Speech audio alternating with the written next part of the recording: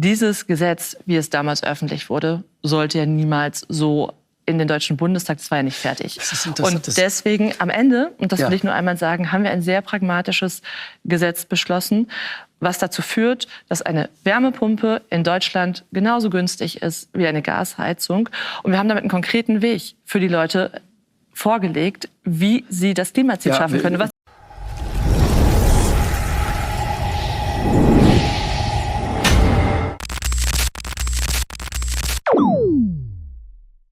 Hey Leute, heute wird's spannend.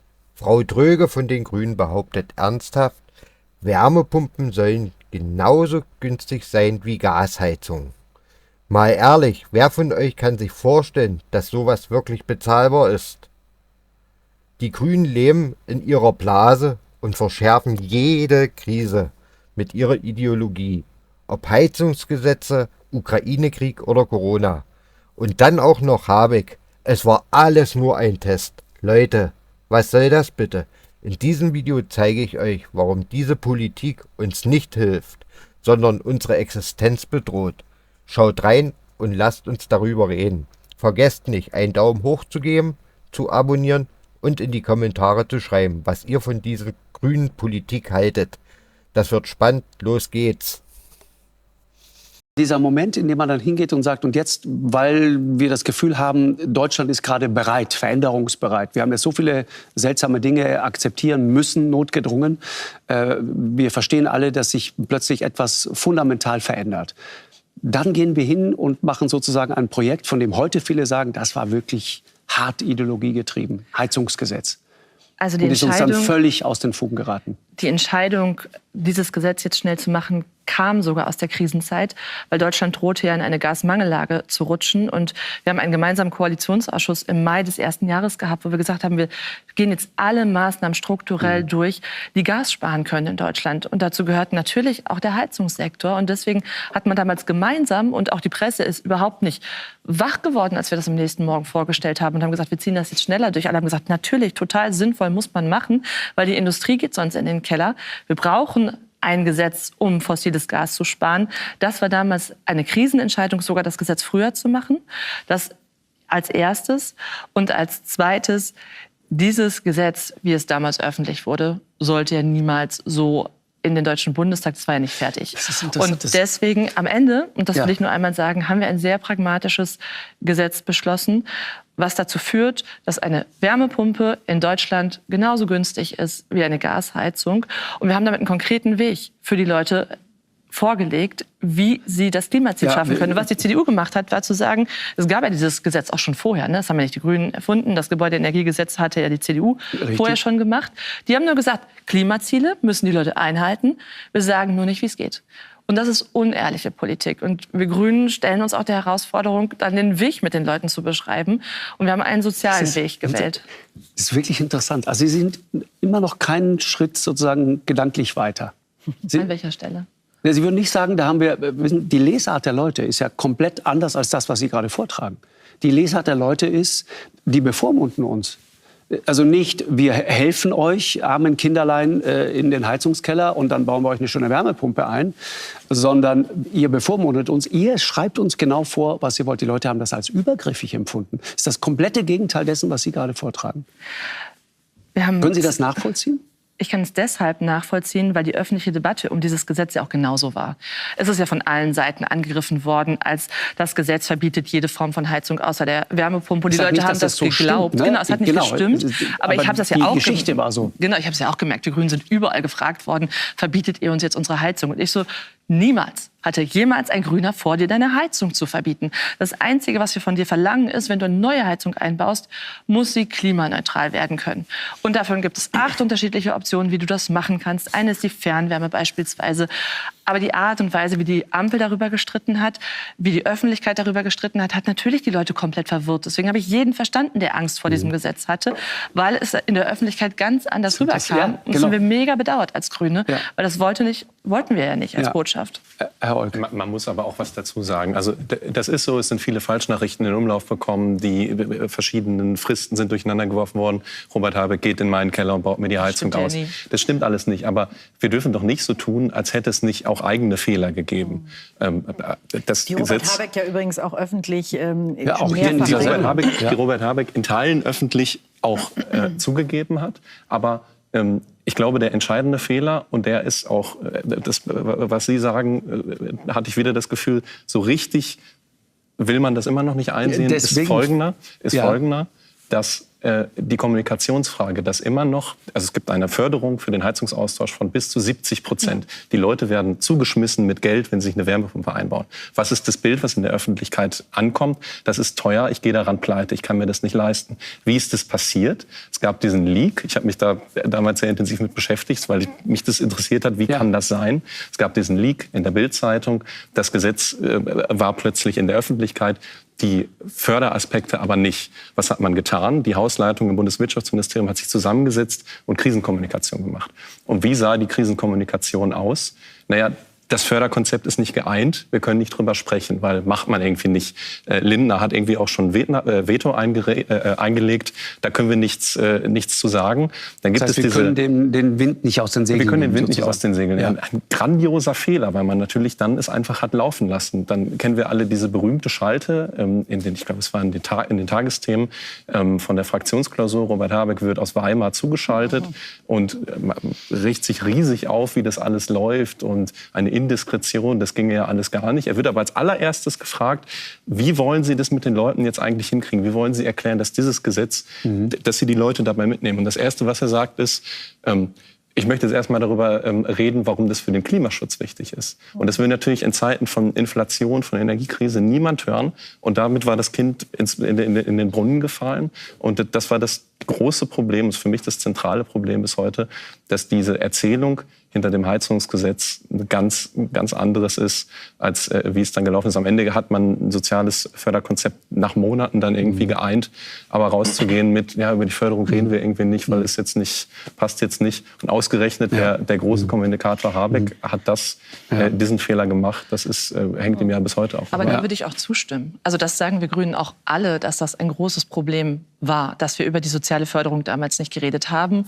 Es hat manchmal Binnenlogiken und Sie haben es selber gesagt, mit Christian Lindner in der Zeit darüber verhandelt und die Verhandlungserfahrung war, wenn wir über die Punkte öffentlich sprechen, die wir durchsetzen wollen, dann wird es danach schwerer, sie intern wirklich nach Hause zu bringen. Und deswegen hat damals Robert Habeck nicht über das gesprochen. Ich habe an dem Tag neben ihm gesessen in Weimar. Er hat mir gezeigt, was er gerade verhandelt hat, gesagt, Katharina, funktioniert das für dich aus deiner Sicht? Ich habe gesagt, gutes Förderkonzept. Am Ende habe ich das dann im Bundestag durchgesetzt. So, das hatte er damals schon auf dem Tisch liegen. Und Lindner hat eben blockiert. Und klar, das war ein Fehler. Wir hätten viel früher darüber sprechen müssen, dass die Wärmepumpe für die Leute nicht teurer wird. Bloß viel zu das spät. ist absolut so gewesen. Aber das Gesetz am Ende ist ein gutes geworden. Lass uns einmal ins Hier und Jetzt sozusagen. Ich würde noch gerne einmal den 3. Juli, weil ich das vorhin erwähnt habe, einmal kurz mit Ihnen noch besprochen. Im Sommer denkt Olaf Scholz in Ihrem Beisein das erste Mal darüber nach, im November die Vertrauensfrage zu stellen? In dem Sommer ging es auch schon darum, dass es extrem schwer war, einen Bundeshaushalt noch zu einigen. Genau. Und wir wussten, die Kabinettssitzung schaffen wir schon nicht. Das Ganze muss im Zweifel verschoben werden. Die Fraktionen haben gesagt, bevor die Abgeordneten in die Sommerpause gehen, müssen wir wissen, ob wir einen Bundeshaushalt hinkriegen. Weil was sollen wir denn in den Wahlkreisen erzählen? Und es war extrem schwer mit Christian Lindner. Und natürlich haben wir uns gefragt, was passiert denn, wenn ein Bundeshaushalt nicht auf den Weg gebracht werden kann. Und wenn es keinen Bundeshaushalt gibt, dann ist eine Koalition am Ende. Weil das ist die Arbeitsgrundlage für eine Regierung. Und wir haben aber alle gemeinsam gesagt, wir werden alles dafür tun, dass es eine gemeinsame Lösung gibt. Und die gab es dann zum Glück auch. Aber es war schon damals so schwierig, dass man darüber nachdenken musste, schaffen wir es noch mal? Und Scholz hat damals gesagt, ich werde das verbinden mit der Vertrauensfrage. Also ich berichte niemals aus internen Gesprächen, aber ich sage ganz klar, dass alle damals darüber nachdenken mussten, ob es noch geht. Und alle haben aber auch ganz klar gehabt, sie wollen, dass es geht. Und zum Glück haben sie sich damals auch noch geeinigt. Aus meiner Sicht brauchte es auch diese Grundlage, auf der wir jetzt noch weiterarbeiten können. Interessant. Wir reden hier auch über was Kulturelles, wenn man so will, ne? Und es gab auf ihrem Parteitag in Wiesbaden gab es einen sehr interessanten Moment, der medial, glaube ich, gar nicht so richtig viel Beachtung gefunden hat. Da ging es mehr um die Kuscheleien zwischen Ricarda Lang und Omi Nuripur und so weiter. Und dann hat auch jemand geweint und so weiter. Es war viel Emotion im Spiel. Sie sagen, Annalena Baerbock war on fire, was Robert Habeck angeht. Also geradezu ekstatisch. Ja. Also interessant jedenfalls, wenn man mal denkt, was vor 4 Jahren war und wie sich jetzt die Rollenverhältnisse umgedreht haben, was sie für ein Endorsement gemacht hat, das war schon spektakulär. So. Ja, muss man jetzt mal sehen, wie sich das weiterentwickelt. Aber sie hat natürlich, man kann es fast sagen, sie hat natürlich ihn ein bisschen vorgeführt, weil wir uns alle daran erinnern, was er damals in der Zeit gesagt hat. Sein Interview danach bei den Kollegen der Zeit, wo er sagte, ein bittersüßer Tag und ich hätte so gerne gedient und so. Sie hat sich jetzt ich sag mal, diese Weinerlichkeit komplett gespart und war im Grunde die strahlende Endorserin und hat ihm den Flur bereitet und ihm versprochen, Mützen zu stricken und im eisigen Wind zu stehen und so weiter. Das war ein ziemlich starker Auftritt. Und das ist echt, oder? Ich kann nicht in den Kopf von Spitzenpolitikern schauen. Das war echt. Hat sie auch ein Kettchen? Sie hat, wir haben es abgelegt. Haben Sie auch eins? Haben Sie auch so ein Ding? Wir haben es für ich bin nicht so Fan von so Kettchen, aber wir haben es zur Unterstützung von Robert Habeck einmal getragen. Das haben wir gemacht, weil wir das eine coole Sache fanden für den Start der Kampagne. Aber ich laufe jetzt nicht im Alltag mit so Kettchen rum. Okay, Sie haben es hier heute nicht. Nee, ich habe es hier heute nicht. Man muss sicherlich aber auch dazu sagen, dass die beiden wissen, worum es geht. Also es lässt sich einfacher in der Parteiführung streiten, wenn man bei 22% in den Umfragen steht, als wenn man bei 11 steht. Also. Es geht aber nicht nur um Umfragewerte, es geht eben auch gerade um was hier im Land los ist. Und wenn wir mal über die Bundestagswahl reden und was da vor uns liegt, um das einmal zu sagen. Sie wirken bis jetzt sehr überzeugend, an dem Punkt jetzt nicht mehr. Aber es gab so bestimmte Sätze, Entschuldigung, dass es um was geht in diesem Land. Ja. Das ist doch so. Das merken die Leute da draußen. Herr Volkmann wollte gerne lösen. Geht es in der CDU wenigstens um Umfragen? Was bei all diesen Erzählungen, finde ich, so ein bisschen fehlt, ist die Selbstkritik. Also die Frage, welchen Anteil auch auf diesem Parteitag hatten die Grünen daran, dass das Ampelprojekt gescheitert ist? Also Robert Habeck ist Meister in der Selbstkritik. Den Eindruck gehabt, Frau Tröge, bei Ihren Ausführungen zum Thema Energieversorgung in Deutschland. Ich meine, das Heizungsgesetz ist das eine. Aber was vollständig gefehlt hat, war die Frage des Atomausstiegs. Und das, obwohl unsere CDU beschlossen hat. Ne? Genau, aber mit einer seriösen Planungsgrundlage. Die war bis zum 24. Februar 2022. Wir bauen Erneuerbare aus und wir haben Gaskraftwerke, die, wenn es wie jetzt eine Dunkelflaute gibt, dafür sorgen können, den Strombedarf zu decken.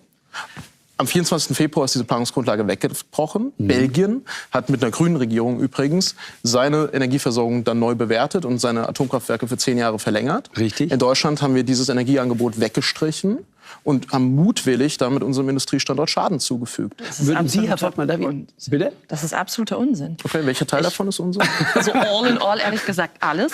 Um das einmal so hart zu sagen. Weil als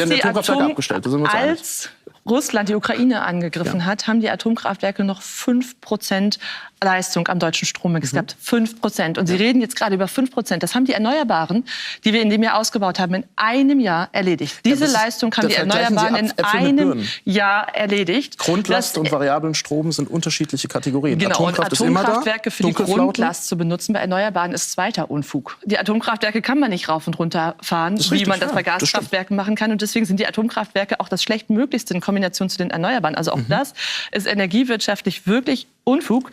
Die Atomkraftwerke haben am Ende, als sie vom Netz gegangen sind, keinen Effekt auf den Strompreis gehabt. Wir brauchten sie nicht für die Versorgungssicherheit.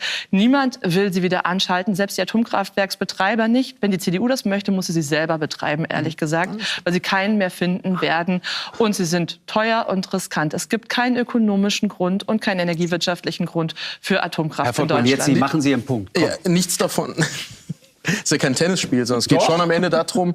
Also bei mir im Wahlkreis haben wir mehrere Unternehmen, die aufgrund der Energiekosten gerade schließen und hunderte Arbeitsplätze verloren gehen. Und ich finde es erstaunlich, wie die Atomkraftwerke gar nichts. Ja, und das stimmt eben so nicht. Wir haben das Energieangebot verknappt.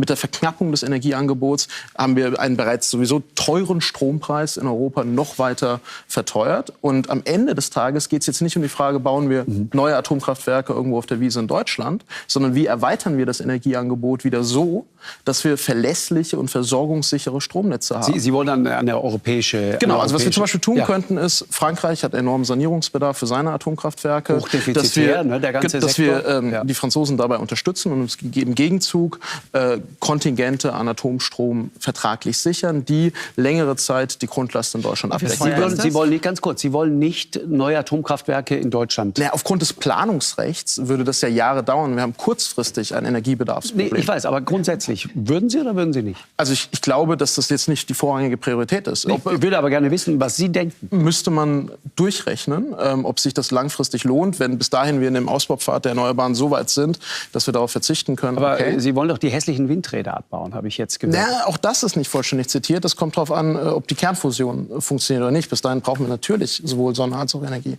aus Windkrafträdern. Nur ganz kurz, Herr Volkmann, ich will es einmal verstehen, weil da sitzt einer, der sich mit Energie sehr intensiv beschäftigt hat.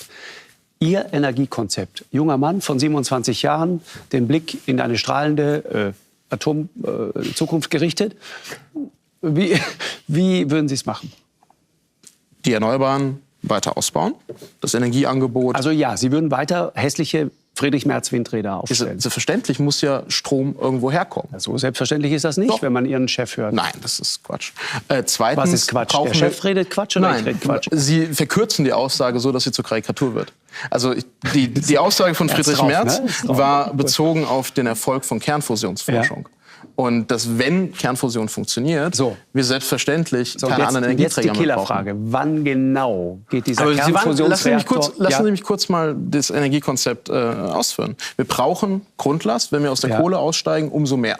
2038, da sind wir uns ja auch, glaube ich, einig, mit Blick auf die Klimaziele, wollen wir aus der Kohlekraft aussteigen. Grundlast sind aber Gaskraftwerke. Ja, und bei nicht Gaskraftwerken ist das Problem, dass wir ohne russisches Pipeline-Gas die nur mit teurem LNG-Gas substituieren können und das sich wirtschaftlich nicht rechnet. Wenn Sie das Margin-Order-Prinzip anwenden für den Strommarkt, führt es dazu, dass wir unbezahlbare Energiepreise haben. Und das ist ja genau das, was in den letzten 2 Jahren passiert. Unbezahlbar? Für die Unternehmen im Wettbewerb. Also wenn ich mit Unternehmern bei mir in der Heimat spreche, dann sagen die mir, meine Energiekosten sind 3, 4, 5 Mal so hoch wie die meiner Wettbewerber in China, in den USA. Das ist ein wesentlicher Grund für die Standortverlagerung weg aus Deutschland. Aber das ist nicht die Ampel, ne? Das war vorher schon so. Ja, aber vor die der Klage ist alt. Nein, vor der Ampel hatten wir ein Konzept, wie wir das stemmen. Nach dem 24. Februar hatten wir kein Konzept mehr und die Ergebnisse sind jetzt im Land sichtbar. Okay, so und dann? Ihre Zukunft ist Kernfusion. Meine Zukunft ist im ersten Schritt Europäisierung des Stromnetzes, um die Netzstabilität sicherzustellen, Versorgung mit Atomstrom aus Tschechien und Frankreich zu gewährleisten, mit sicheren Kontingenten, nicht teuren Spitzenstrom aus Frankreich zu importieren. Wir sind ja seit dem Atomausstieg Nettoimporteur von Strom geworden. Das waren wir über Jahrzehnte vorher nicht, sondern eben das planungsvoll europäisch zu organisieren. Und wenn Kernfusion Erfolg hat, und dazu müsste man da rein investieren, Forschung, das wollen wir, dann haben wir sowieso noch eine andere Quelle an Energie, die das Problem löst. Wann rechnen Sie ungefähr damit? Ich bin kein Kernfusionsforscher, deswegen kann ich da keine seriöse Auskunft geben. Entschuldigung, wenn das ein wichtiger Meilenstein, eine wichtige Säule Ihrer Energieversorgung ist, müssen Sie auch eine Idee haben, wann es soweit ist. Ein Zeitstrahl. Ich habe ja ein Energieversorgungskonzept Ihnen präsentiert, was ohne Kernfusion auskommt, was auf Atomkraft und auf im Zweifelsfall auch Gaskraftwerke oder grünen Wasserstoff, je nachdem, was bis dahin Marktreife hat, setzt und auf den weiteren Ausbau erneuerbarer Energie. Aber Kernfusion, Sie haben sich doch damit beschäftigt. Sie haben doch eine Idee, wann es soweit ist. Wir forschen seit vielen Jahren und Jahrzehnten an der Kernfusion. Jahrzehnten ist auch richtig. Ja. Und mit wie viel Erfolg bis heute? Das ändert ja nichts daran, dass es sich lohnt, diese Innovation. Null. Wenig Erfolg, ja. Also ich weiß nicht, ob null richtig ist. Ich glaube schon erste Reaktionen, wo es mal kleine Energiegewinne gab. Nee. Aber unterm Strich ist es wichtig. In Kalifornien das Ding. Ja. Da wurde doch auch unterm Strich. Also die Geschichte aus Kalifornien, über die sollte man sich mal mit Harald Lesch unterhalten. Warum wehren Sie sich so gegen die Erneuerbaren? Ich habe doch gerade wie oft gesagt, dass ich Erneuerbare ausbauen möchte. Ich will ja nur ein Konzept daneben haben, was die Versorgungssicherheit sendet. Also erklären Sie mir im Umkehrschluss oder den Unternehmer bei mir in der Heimat, wenn jetzt Anfang November die Sonne kaum scheint und der Wind nicht weht und Sie auf Kohle ab 2038 verzichten, auf Kernenergie auch, also tun Sie in Wirklichkeit nicht, weil Sie Strom aus Frankreich oder Tschechien dann dazu kaufen, die Kernenergie nutzen. Wo kommt denn dann die Energieversorgung her? Diese Frage können Sie euch Also machen wir dann Energie-Voodoo und hoffen, dass es kommt, dass man uns selbstbestimmt erklären kann, jetzt haben wir Energie. Ich weiß wirklich nicht, wo in der Union diese Menge an Falschaussagen gleichzeitig verbreitet wird. Also genau, ich stelle es gerne richtig. Also das Erste ist, wenn wir Strom importieren, dann importieren wir, und ich bin für einen europäischen Strommarkt übrigens, offene Grenzen braucht man irgendwie doch auch in der Wirtschaft, dann importieren wir in der Regel günstigeren erneuerbaren Strom aus unseren Nachbarländern und nicht den teuren Atomstrom. Und dass die CDU immer wieder das Gegenteil behauptet, finde ich schon das erste Problem. Und wenn der erneuerbare Strom in unseren Nachbarländern billiger ist, dann ist es hervorragend, wenn wir ihn importieren, weil dann macht es das für uns am Ende ja auch günstiger. Genauso wie wir unseren erneuerbaren Strom auch ins Ausland exportieren, wenn er günstig ist. Das Zweite ist, wir haben jetzt schon 60% Erneuerbare am Strommix. Hat er recht, ne? Und wir werden am Ende, dass man über die Negativpreise reden muss, das hat Robert Habeck ja selber gesagt, weil unser Stromsystem so muss man den Leuten einmal kurz erklären, ne, was da passiert. Wir bezahlen Ländern wie Österreich beispielsweise und anderen, die die Möglichkeit haben zu speichern, indem sie Wasser irgendwo den Berg hochpumpen, bezahlen wir Geld dafür, dass sie uns das freundlicherweise abnehmen.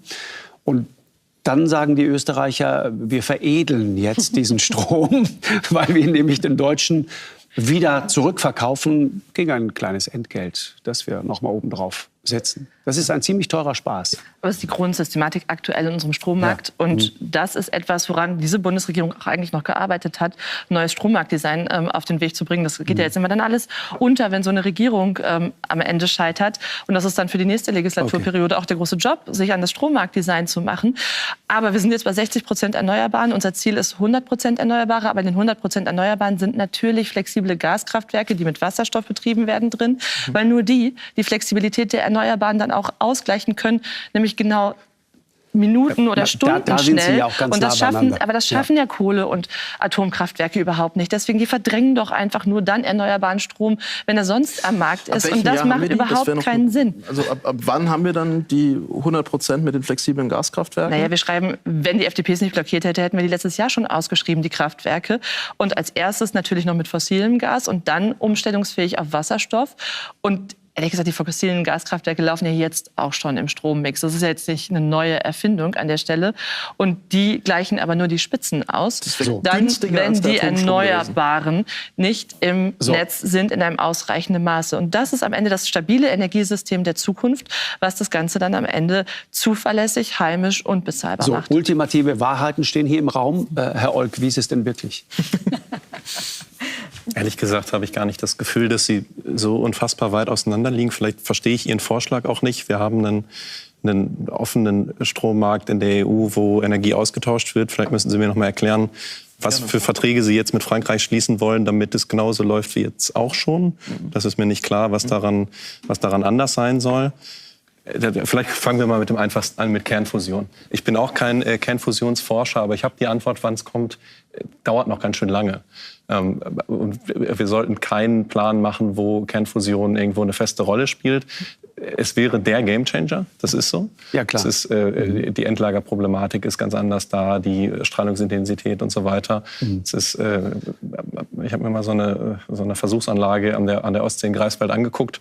Sieht richtig cool aus, aber sieht überhaupt nicht so aus, als würde das bald schon irgendwo in jedem Bundesland zu 5 Stück stehen in unserer Energieversorgung. Ja, okay. Das ist das Erste. Dann ist ja die zweite Frage, Atomkraft. Da gibt es ja jetzt eine Debatte, und ich hätte ehrlich gesagt damit gerechnet, dass Sie die Debatte jetzt auch aufmachen. Lässt man die 3 Meiler, die wir zuletzt abgeschaltet haben, stoppt man den Rückbau und lässt die wieder anlaufen. Es gibt neueste Aussagen von Westinghouse, einem großen Brennelementehersteller, der sagt, wir können im halben Jahr liefern. Ne? So ist es. Wir können in einem halben Jahr liefern. Da hängt aber natürlich unheimlich viel dran, was Sicherheitsüberprüfungen geht, was Planungsrecht angeht. Ich hatte die Union auch immer so verstanden, dass sie das eigentlich will. Jetzt sagen sie, sie wollen das aber eigentlich nicht. Die 3 sind irgendwie, sollen wir die abbauen und fertig, oder? Doch nicht? Nee, es kommt darauf an, wie weit der Rückbau fortgeschritten ist und welche Option wirtschaftlicher ist am Ende des Tages. Um Ihre Frage direkt zu beantworten. Das ist ja eine politische Frage. Sie wollen in den Bundestag einziehen nächstes Jahr und dann steht ja die Frage, stoppen wir den Rückbau oder nicht? Möglicherweise liegt die bei Ihnen auf dem Schreibtisch. Und wollen Sie es oder nicht? Ich habe es nicht verstanden. Dann habe ich gesagt, das kommt darauf an, ob es günstiger wäre, den Rückbau zu stoppen, wieder aufzubauen, wieder in Betrieb zu nehmen oder eben in die Instandhaltung tschechischer und französischer Atomkraftwerke zu investieren, darüber auch Anteile an diesen Kraftwerken zu erwerben, damit Anteile an der Wertschöpfung und nicht teuren Spitzenstrom zu kaufen. Das ist ja in der Vertragsgestaltung der wesentliche Unterschied zu heute, dass wir in der Tat einen Elektrizitätsbinnenmarkt haben, aber der ist anders als andere Binnenmärkte, sagen wir Einzelhandel zum Beispiel, nicht vollständig verwirklicht, sondern es gibt immer wieder im Europarecht Privilegien für nationale Gesetzgeber, die nutzt Frankreich im Atombereich sehr stark. Und das müssten wir überwinden, aber dafür bräuchte es eine Bundesregierung, die auf europäischer Ebene bei so einem Thema anschlussfähig ist. Und Deutschland hat sich ja in Europa mit seiner Energiepolitik vollständig isoliert. Selbst die skandinavischen Grünen sind glühende Verfechter der Atomkraft.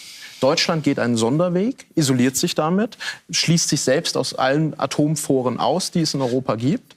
Und am Ende des Tages müssen die Grünen beantworten, ist ihr Gründungsmythos als Anti-Atomkraftpartei wichtiger als die Zukunft des Industriestandortes Deutschland oder nicht? Und leider haben sie sich im vergangenen Jahr falsch entschieden.